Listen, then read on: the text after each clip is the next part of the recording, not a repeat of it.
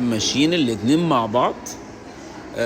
هي ماشية وماسكة بوكيه ورد كبير لونه أحمر كده، وهو ماشي ماسك سندوتش وعمال ياكل في السندوتش. فبقى إيه، أنا حسيت إن البنت دي ليها مستقبل.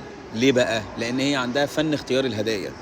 هو شكل جاب لها بوكيه الورد ورحت هي جايبه له السندوتش. هي عارفة الهدية الصح والهدية المناسبة اللي المفروض إن هي تتجاب لأي ولد في الفالنتاينز.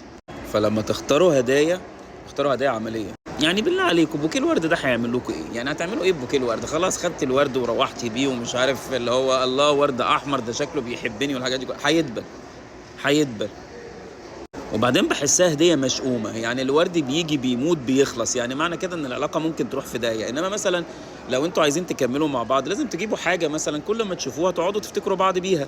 يعني مثلا حاجه قدامكم مش عارف كذا، انما حاجه بتدبل مش مقنع يا جماعه. ما تختاروا الهدايا يعني.